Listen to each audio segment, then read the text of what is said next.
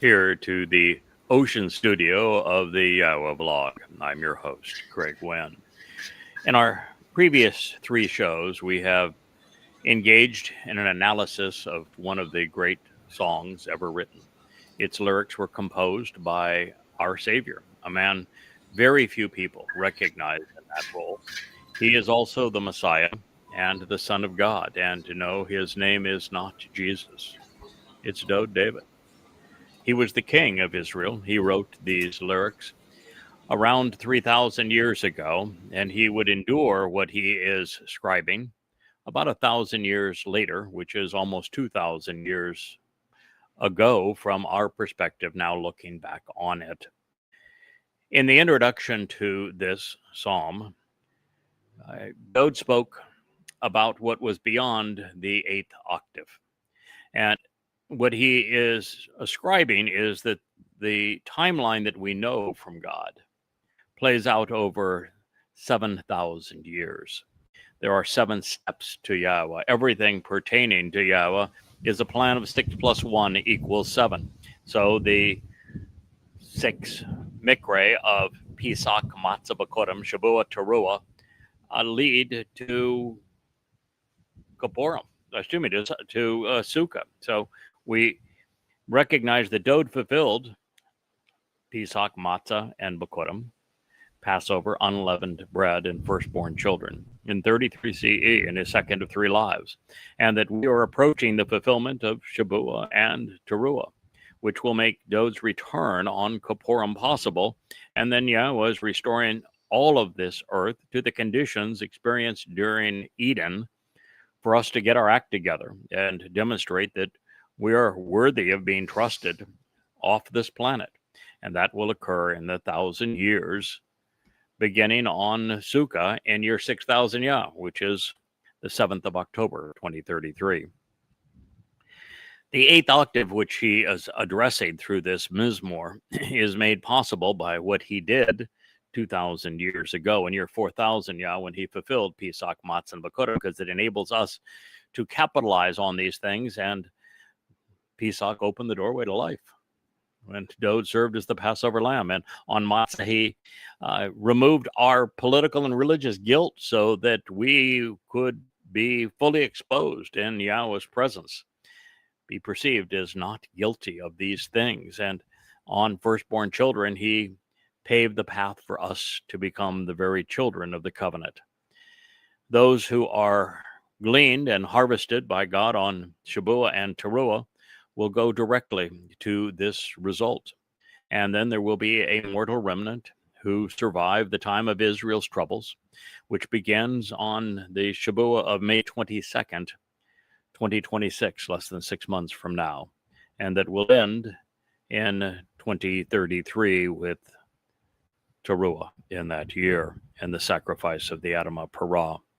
And that will purge this mortal remnant of Yisrael so that they can re-enter the garden with all traces of religion and politics, militarism and conspiracy, anti-Semitism, social media for sure, purged from the planet, so that mankind has the opportunity to earn God's respect, God's trust. We did a really lousy job in the garden, which is why we were booted from it.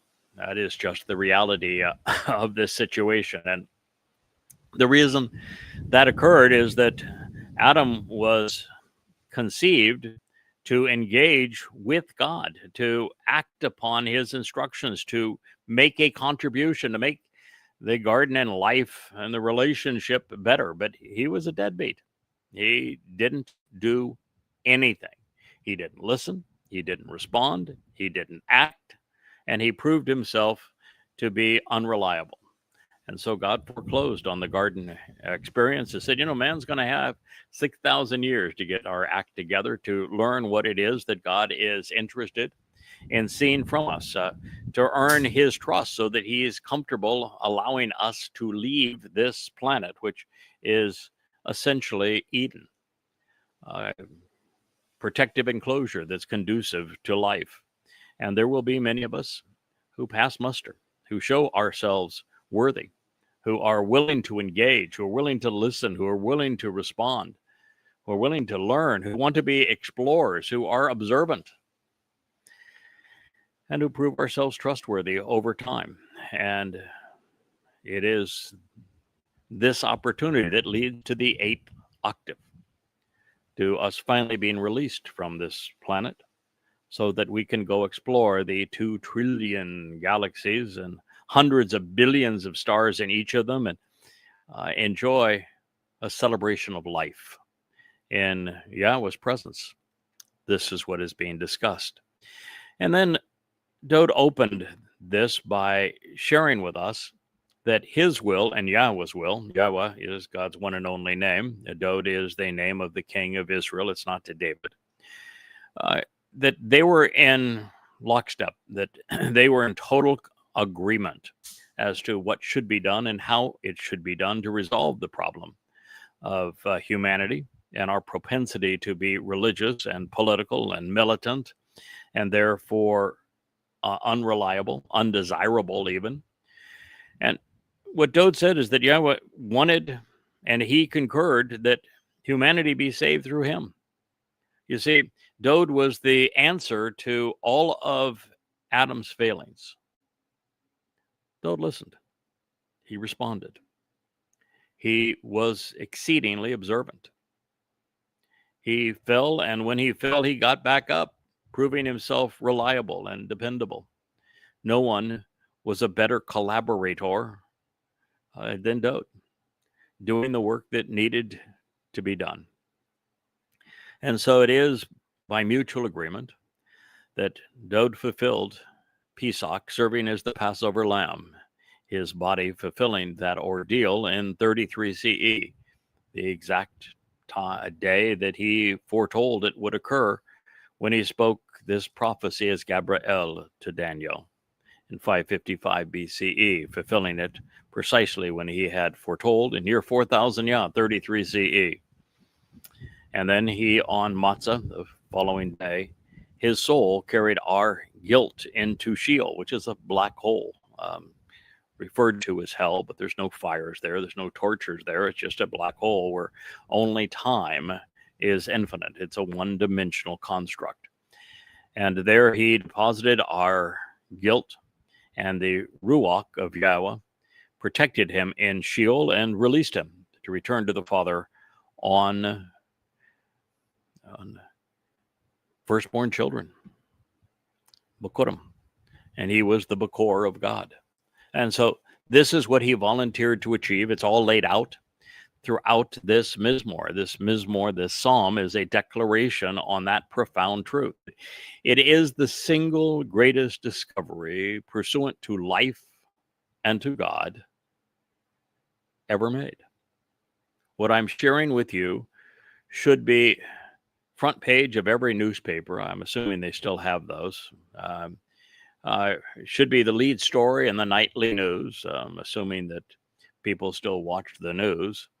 I hate to say that it'll be the number one trending post that goes viral on social media, because it is such a swamp of erroneous ideas, but nonetheless, it should all be that way.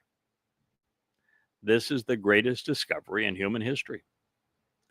Dowd, who the world thinks is David, has lived and will live 3 lives. He has lived 2, he will live 3. He wrote about all of this in his first life, lasted 70 years, concluded just prior to year 3000, 968 BCE. He was the man who unified God's people, Yisrael. He brought them into Jerusalem. He purchased the Temple Mount. That's tragically disputed place now that has the Islamic scars on it that need to be removed. He not only wrote 100 lyrics for psalms and prose for his mashal, Proverbs, defended Israel, fighting and winning 66 battles. He is the most important, most enlightened, most articulate, most interesting man in the world. God says of all humans that Dowd is his chosen one. He says of Dowd that he is his beloved son, that he is his father. He says of Dowd that he is the Messiah, that he is the returning king, that when Yahweh returns, it will be with Dowd. It's going to happen on Yom Kippurim, October 2nd of 2033. And that when he does, that his seat of honor was going to be as brilliant as the sun in God's presence, and that he, Dowd, will be Elyon, the influence of God among us. This is how important this man is. Now, what that means is twofold. One is that Dowd, David, is our Savior. He is the returning king. He is the Messiah that the world awaits. And it means that Paul lied when he created the myth of Jesus. It's nothing but a counterfeit of the truth pursuant to Dowd. It means that Judaism, Islam, and Christianity are all false. That the three Abrahamic religions all are destroyed by the truth of these lyrics, which were inspired by Yahweh. Now, Dowd in this psalm, just as he did in the 22nd and in the 88th, is describing the ordeal that he would have to endure to fulfill Pesach and Matsah. Now he's talking about Matsah. He says, my eyes no longer function properly because I can no longer see straight due to this distressful situation, as well as this mockery and the provocation that was been based upon erroneous perceptions. The condition is growing old and it's deteriorating. The situation is continuing to advance and is worsening, with all of my adversaries trying to degrade and confine me, troubling me. This is Mizmowr, lyrics to sing, Psalm 6:7. So let's think of what he is saying. First, Dowd's nefesh soul, and he's already in the previous statement say that God had made the commitment that he was going to save humankind through Dowd's nefesh soul. And so after Dowd's Bashar body in his second of three lives fulfilled Pesach as the Passover lamb, it was Dowd's nefesh that carried our guilt into Sheol. Now, Sheol is a black hole. It's a place of utter darkness. And so what Dowd says is when he took our guilt into this place of darkness, that his eyes could no longer function properly. He couldn't even see straight. And his ability to see in that environment would have been incapacitated. Your sight would have failed.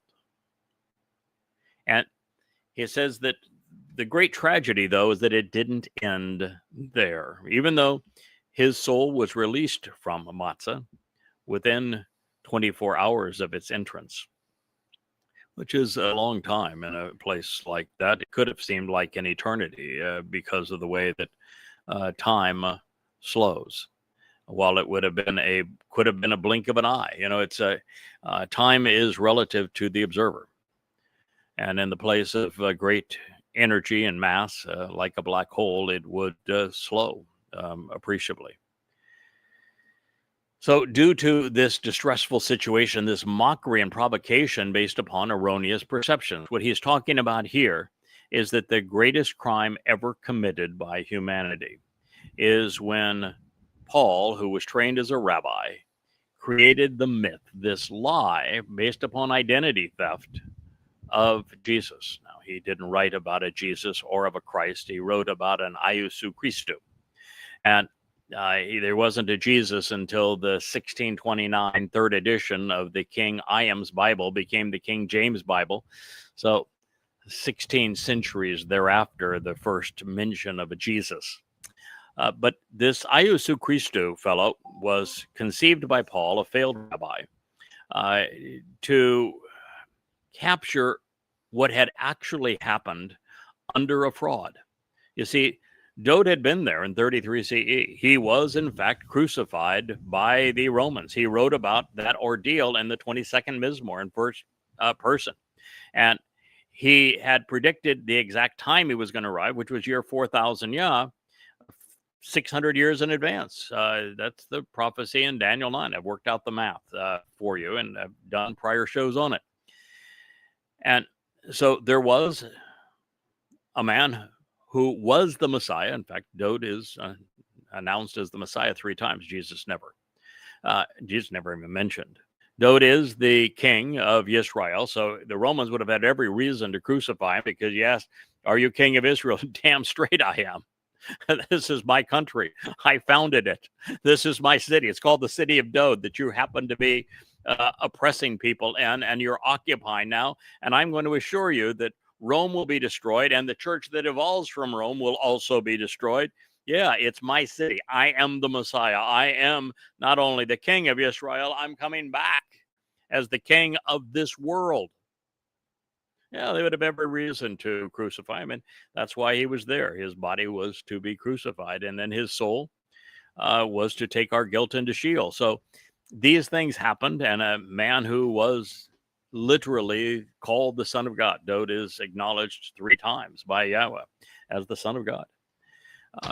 Served in this function, and that had happened in 33 CE, and Paul, writing in 52 CE, lied. He just transferred everything that was Dowdian, if you will, to this myth of Iesu Christou that also borrowed heavily from Dionysus and Mithras and the other pagan gods who were born of virgins and who were resurrected each year. So this is what happened, and it's a distressful situation. It cost so many generations of Israelis, Yehudim, their souls. It is an absolute and unmitigated travesty what has occurred, and I'm, it's so sad that Dowd could have made this level of sacrifice, to have endured this physical and emotional trauma, and to have the world deny him. Israel created Judaism through Akiba with the false Messiah Bar Kokhba, just to repudiate what Dowd had achieved. And he should have known better. There's no excuse for doing that. And in the vacuum where there was total ignorance among Greeks and Romans of what Yahweh had said through his prophets, the lie that was Iesu Christou prevailed. And it's a mocking provocation. Peter and Paul knew what they were doing. They were robbing Dowd to create this myth of an Iesu Christou.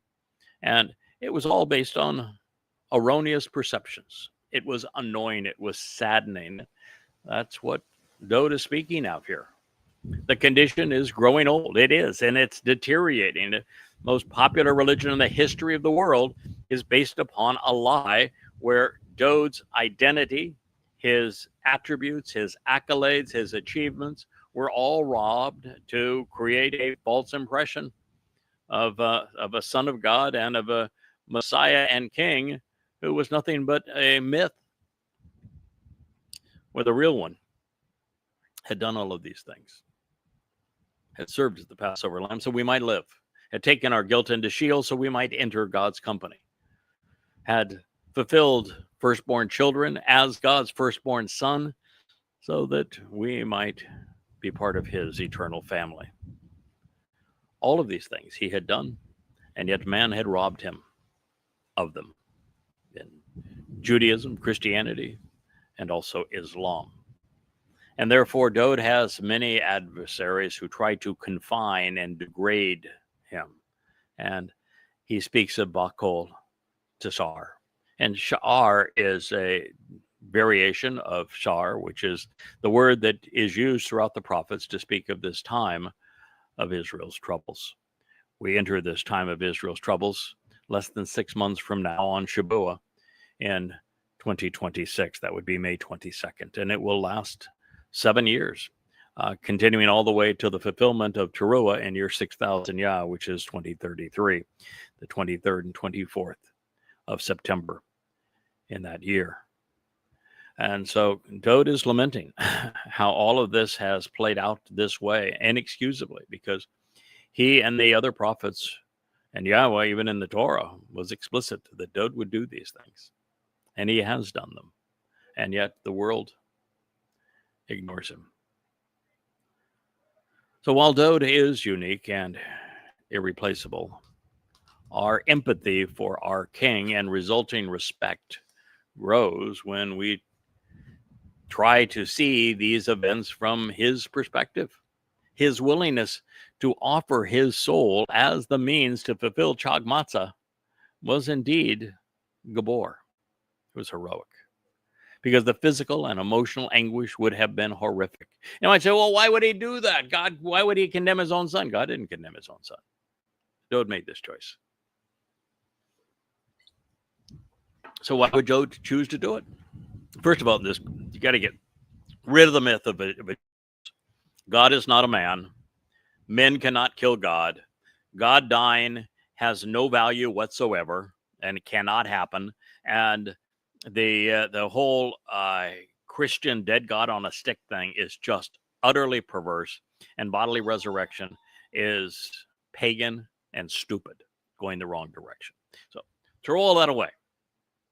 And let's start with Yahweh laid out a plan of 7 steps to resolve the problems in Eden for those who want to have the opportunity to explore the universe with him as his children and inherit the universe.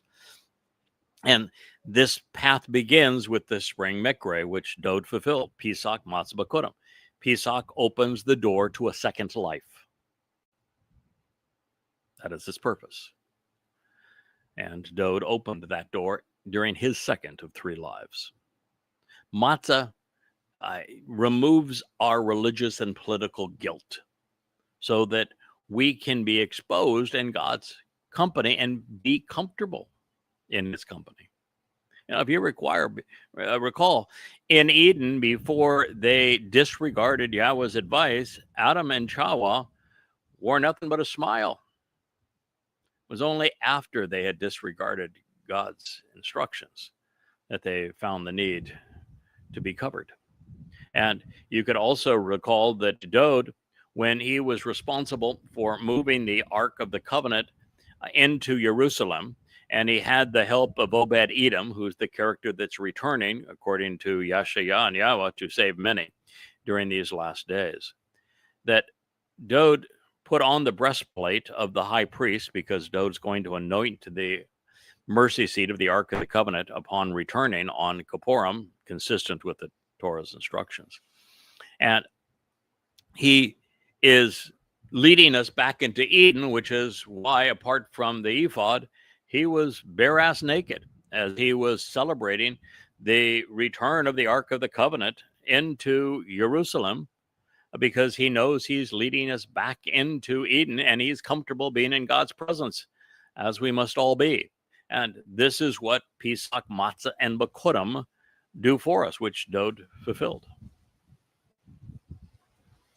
This leads us, of course, to Shabuah being the next of the 4th of the 7th steps that we take back home. It not only commences the time of Israel's troubles, but also denotes the gathering, this harvest of standing grain. And it will play out between the next 2 Shabuahs, 22nd of May, I should say, of 2026, and the 11th of June of 2027, between the beginning of the time of Israel's troubles and this harvest of mature grain. And then we reach Teruah, where on the evening there's the final gleaning, and the next morning there's the sacrifice of the Adam Parah to purge this mortal remnant of Yisrael, so that we can be there prepared for Dowd's return with Yahweh. And that occurs on Yom Kippurim, so that the earth is restored to the conditions of experience in Eden, and the doors back into the garden are opened, with the whole earth being transformed for a 1,000-year celebration of Sukkah. This is the story. Dowd plays the central role in that story. And it's tragic that the world doesn't know it. I mean, at this point, not only doesn't the world know that Dowd fulfilled Passover as the lamb in his second of 3 lives, even though he spoke specifically of doing so, they don't even know what matzah represents. They think that Passover is a 7-day celebration, but it's not. Passover is just the first day of Chag Matzah, and that matzah is the most important, the most essential of that days of that celebration. And it includes Bikuwrym. And they don't know that just as the spring Mikre were fulfilled in year 4,000 Yah, the fall Mikre will be fulfilled in year 6,000 Yah.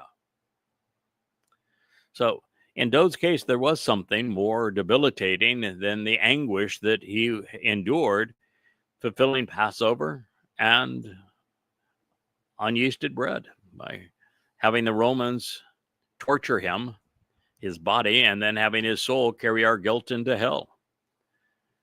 And that was having endured the hellish ordeal for the benefit of his people, only to have Israel and Yehudah deny what he had done.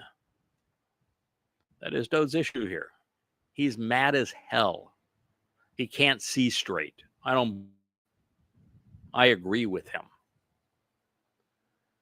Between Judaism and Christianity, both conceived by Jews, as was, by the way, Islam, all the religious aspects of the Quran are Talmud stories that were sold by rabbis to Muhammad. Otherwise, you would not even know that the Quran existed or that Muhammad lived. He was nothing but a terrorist thug in his own day. And so if it wasn't for rabbis selling Muhammad their Talmud stories, Islam wouldn't exist.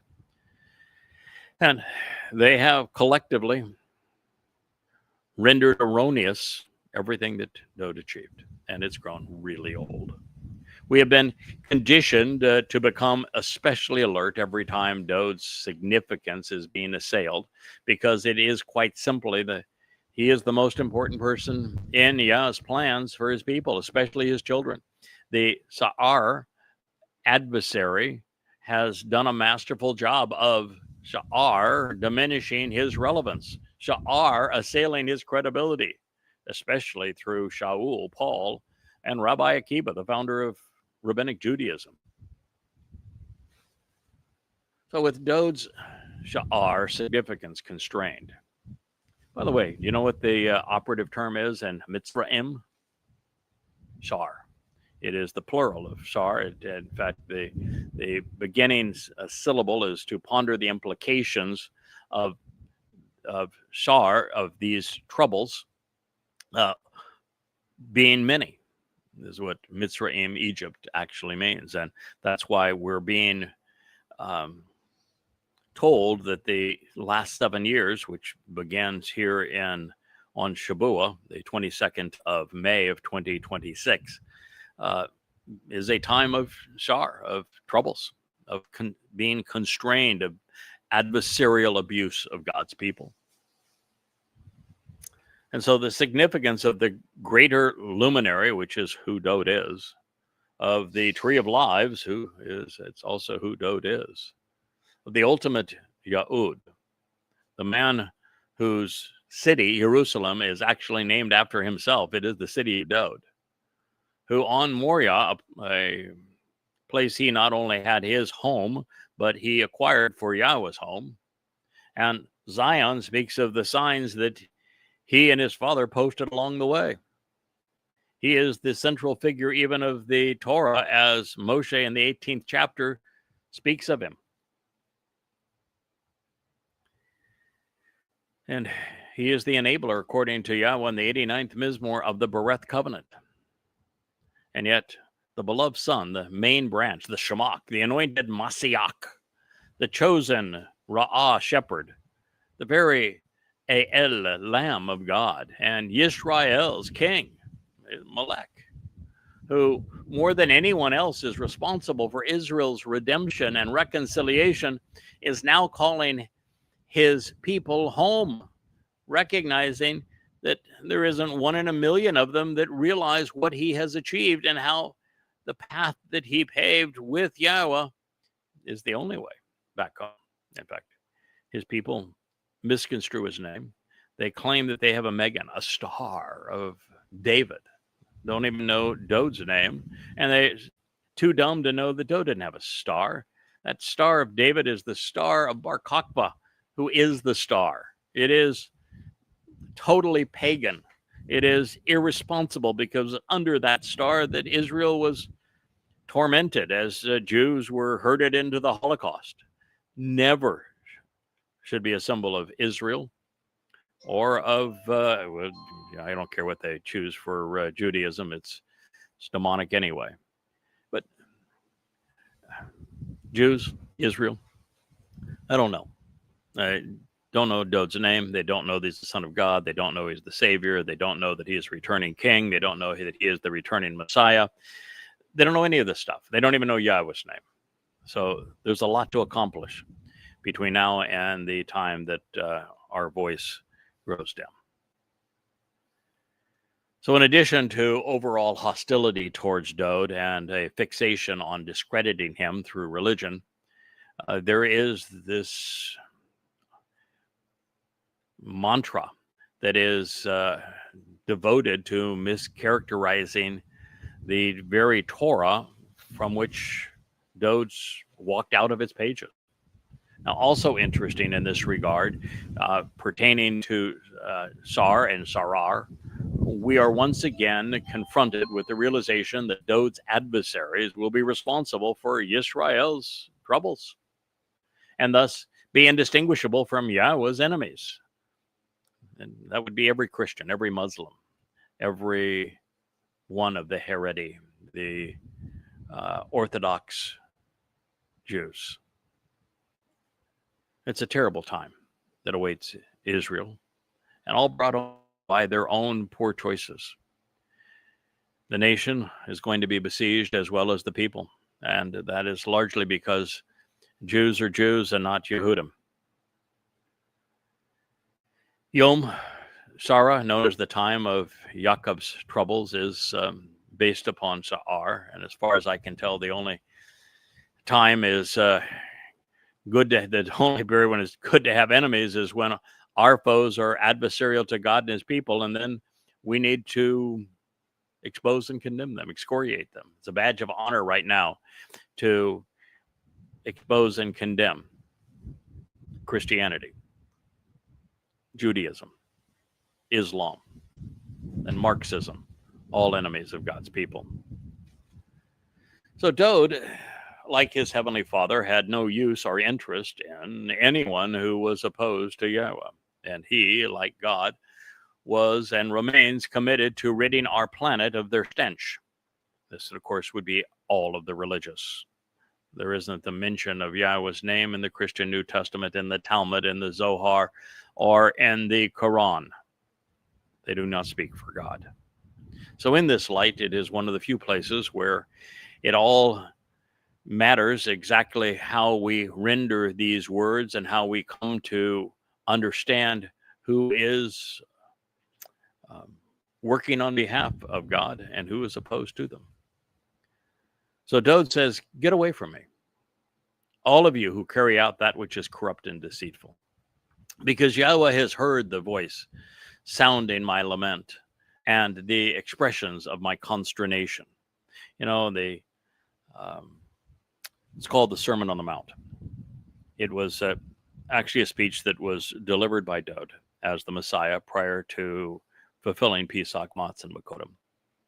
It was recorded by the Emonim, who were Hebrews, Jews speaking Hebrew, who recognized the Messiah for who he was. Their account, written in Hebrew, was plagiarized by Matthew, who then took credit for it and became the 5th, 6th, and 7th chapters of the book of Matthew, the rest of Matthew, with the exception of the Olivet Discourse, which also comes from these Emonim. Rest of it's copied from Mark and from Luke. The whole book was written in 95 CE, so certainly not an eyewitness. But they recorded what Dowd said in the Sermon on the Mount, and one of the lines in the Sermon on the Mount is very much like this, you know, get away from me. I do not know you. I want nothing to do with you.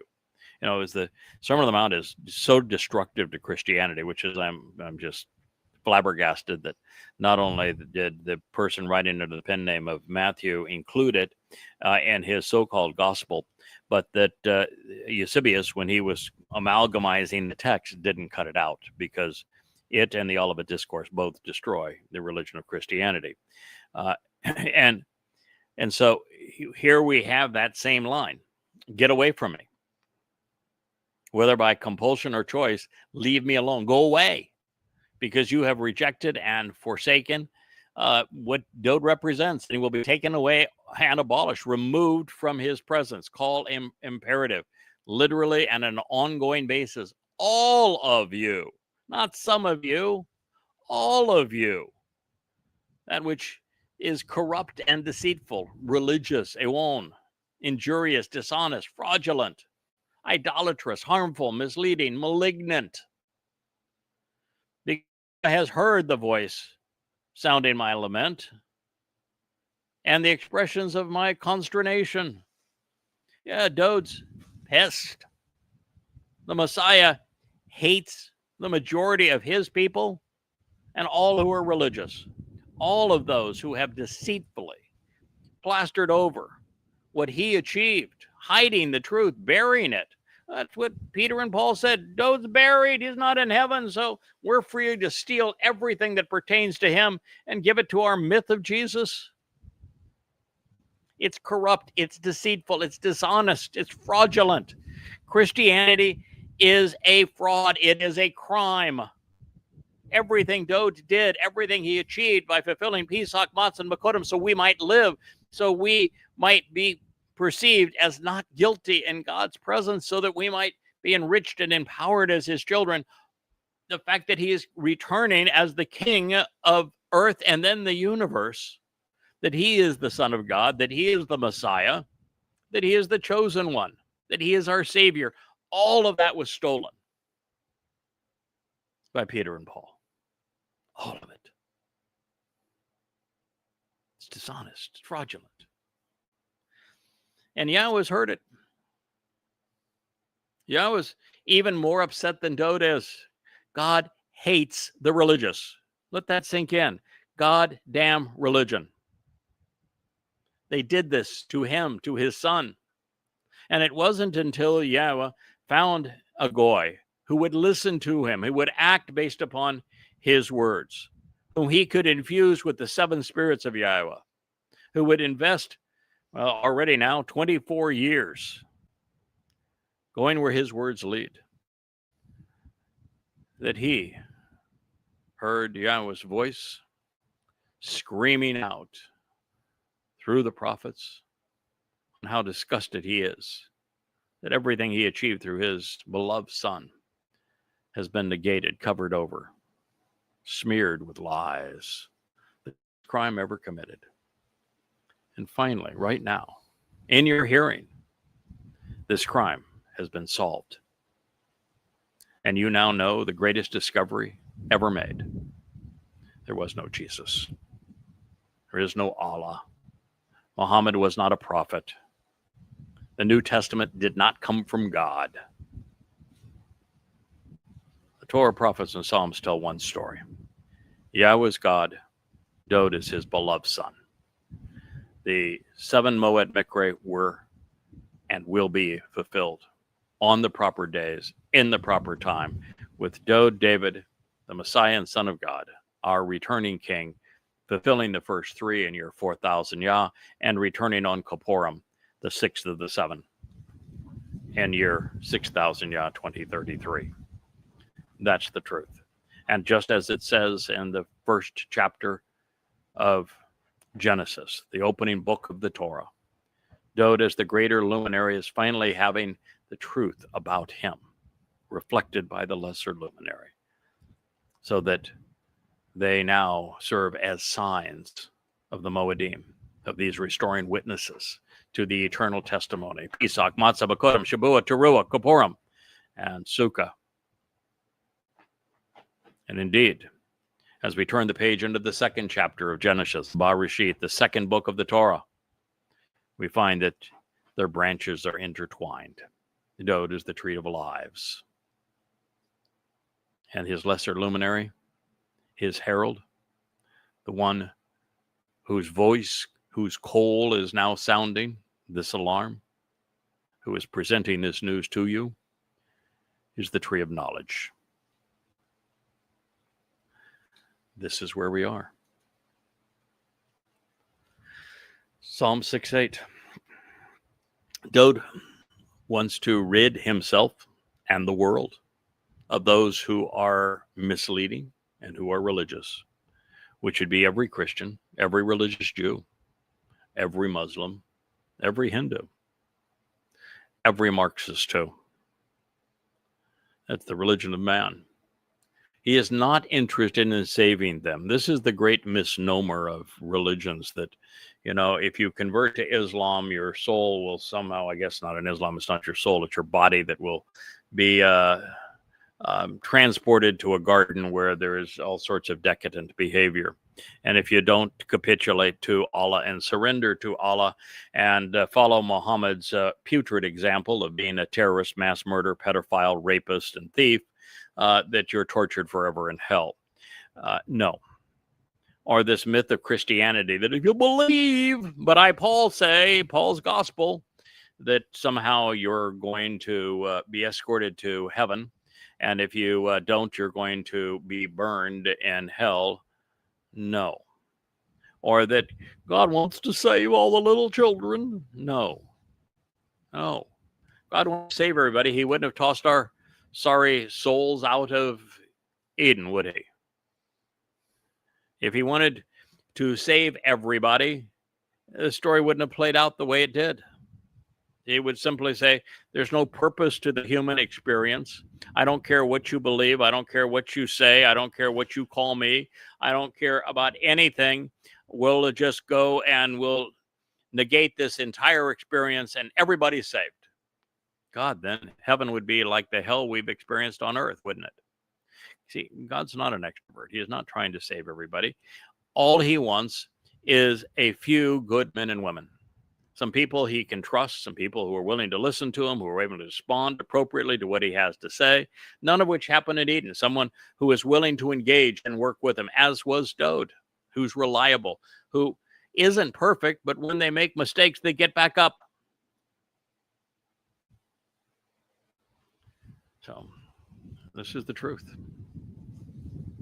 A number of years ago, I can recall that I went through a trying episode with a covenant member, not a long-time friend, who didn't like the way I responded to an email filled with the revolting religious arguments of a moody theological seminary graduate. Oh, God, that goes back a long time.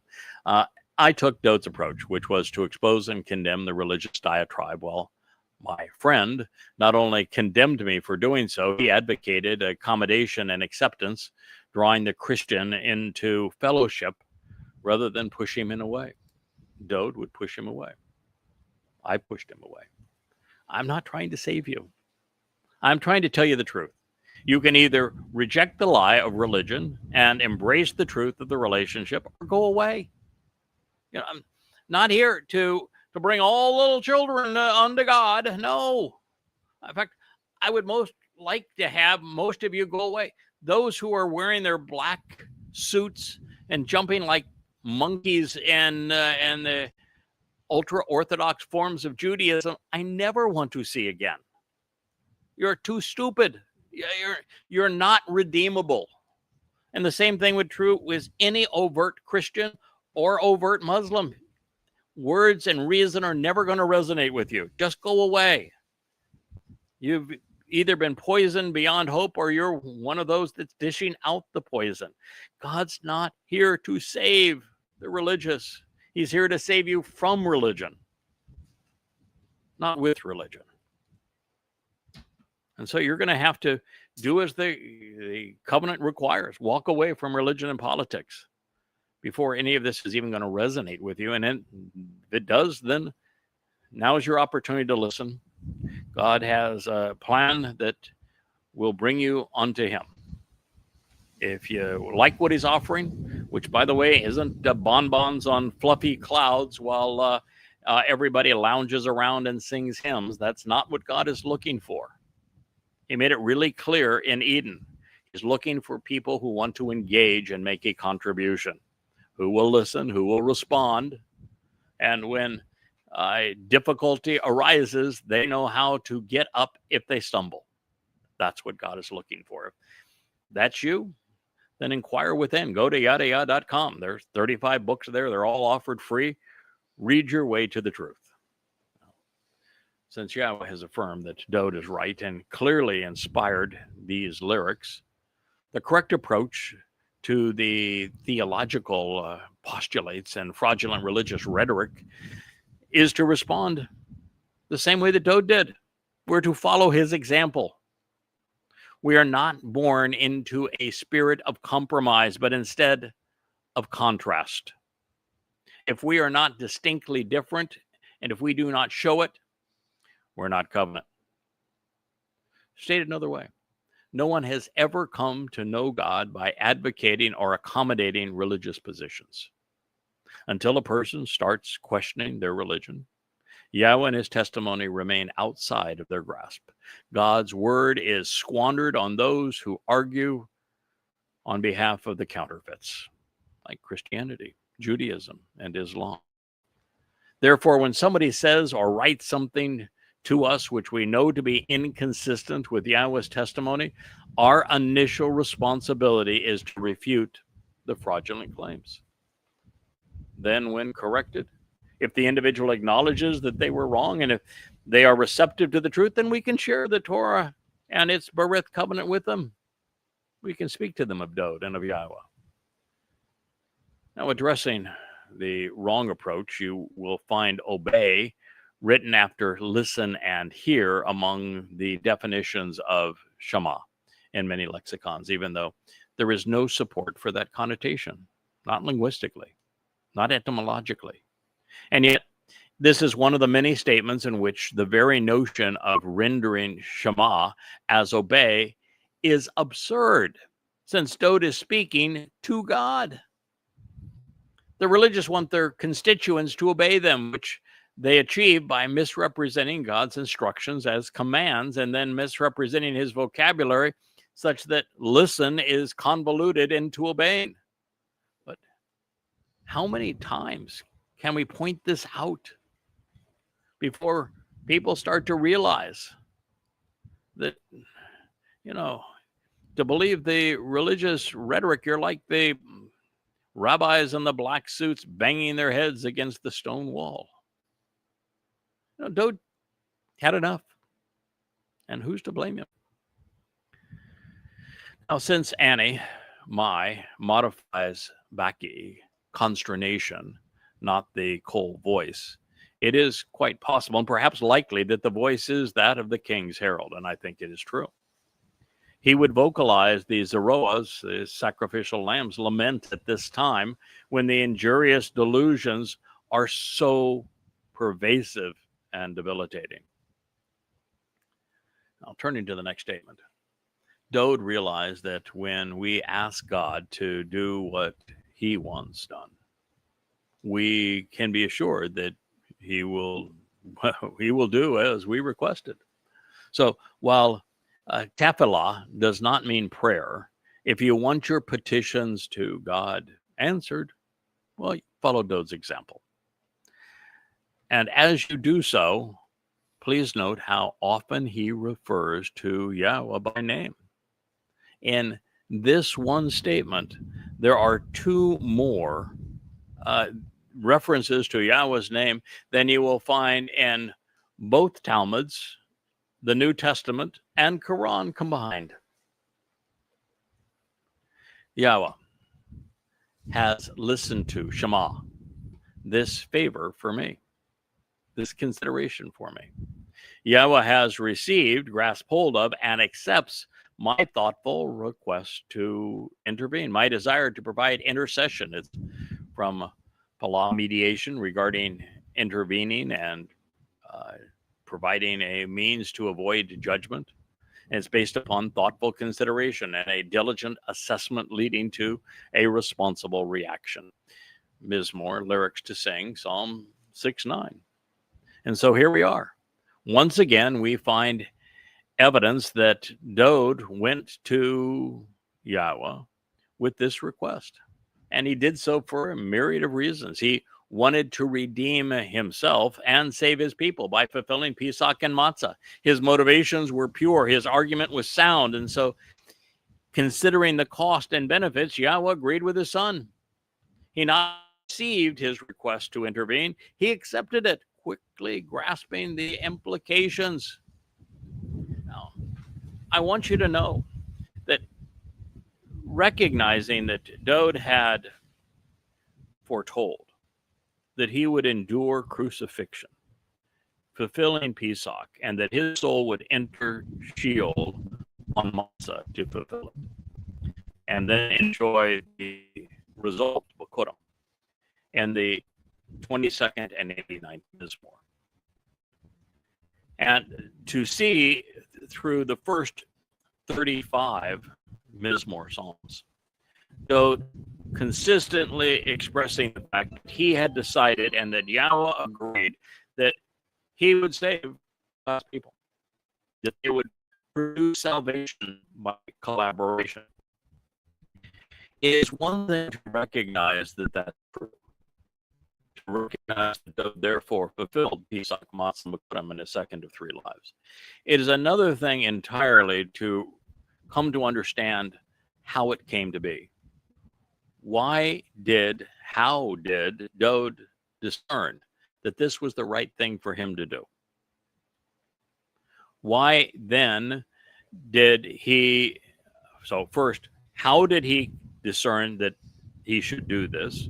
Why did he decide that it was in his interest to do this? And then why was he able to convince Yahweh that he should suffer in this way on behalf of the children of the covenant?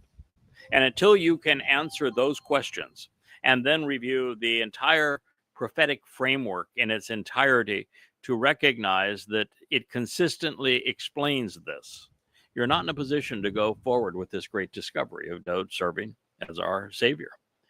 And what I learned is that Dowd recognized that you read the opening chapter of the Torah, Bereshith, Genesis 1, and you realize that he is the greater luminary. He would have seen himself in that role, serving as the sign of the Moedim, and he would have recognized the Moedim or PesachMatsahBikuwrym going through the last and Sukkah.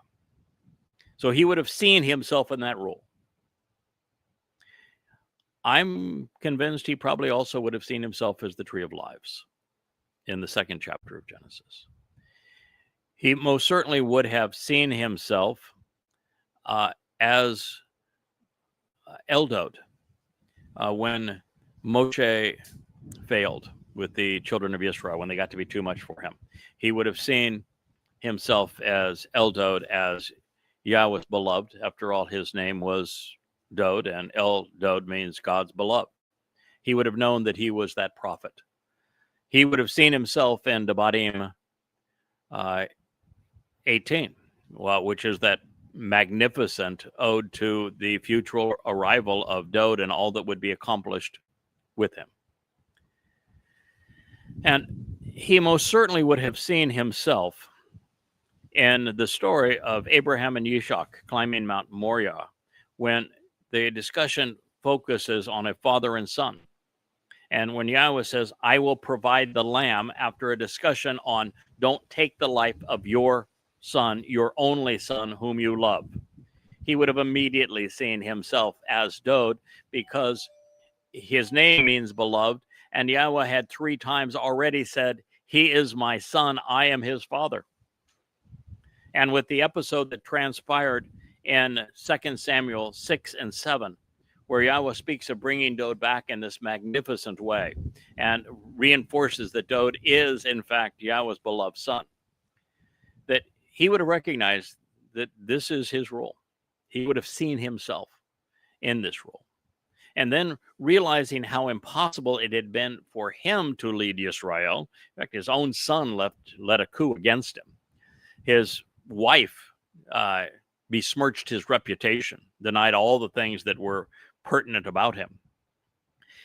And he would have seen Moshe in the 11th chapter of Numbers, of Bamidbar, giving up, saying, God, just kill me, because this job is impossible. These people cannot be led. It's a miserable cast of characters. He would have recognized that God's commitment to bring him back as king forevermore is a job that cannot be achieved unless something were to happen that was different.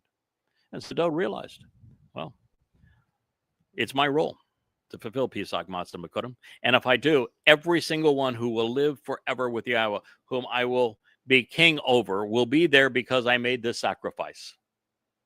He knew he would earn the respect of everyone.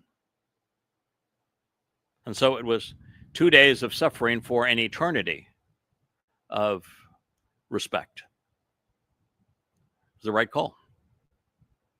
And he knew he could trust Yahowah to pull it off with him. And he did. And so he went to Yahowah and said, obviously, this is what you want, and let's do this together. And Yahowah agreed. It was the right call. What greater way to establish his beloved son's character and credibility than to accomplish all of this through him? And that's how it all materialized. Now, as we return to this prior statement, just on a technical point of view, takina appeared in it, and it's a very difficult word to translate because its root, chanan, mercy, does not work in the sentence. Further, it cannot be applied to Dowd in this context. So to better appreciate the meaning of takina, we need to consider how it is used earliest in its debut in the Torah. And there we find out that it is conveyed in a disproportionate amount of time in the hitpael stem, which is rare.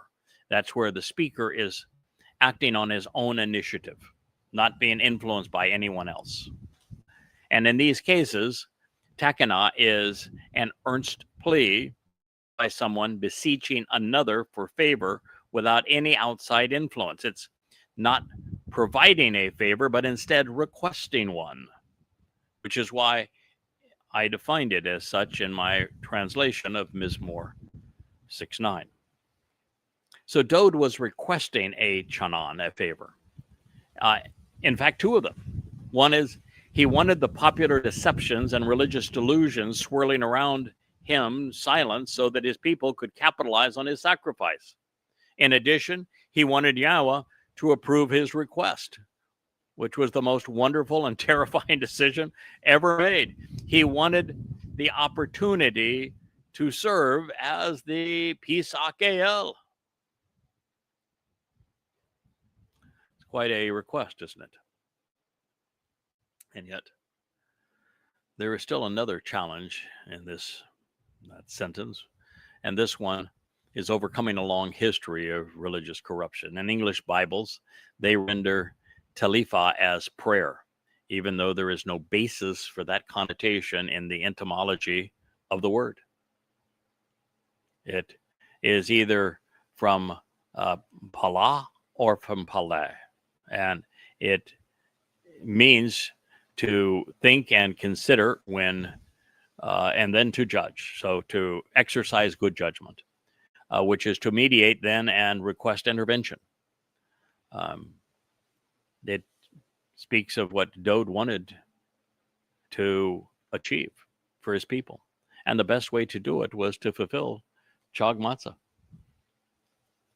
So lastly, the use of lakach, meaning to grasp, to receive, to accept, and to hold, is also a bit ill-fitting when viewed from the perspective of obtaining and holding someone in one's hands, but it is perfectly suited to the idea of mentally embracing an idea of grasping its meaning and then accepting the potential that we can learn from this. So cognizant of these realities of the actual meaning of shama, of takina, of lakach, and tefillah, I think my translation not only differs markedly from the more popular renderings, but is vastly more meaningful. But what I always want to do is, if my rendering of the words is different than the religious publications, I want you to know why. I want you to be aware of my rationale.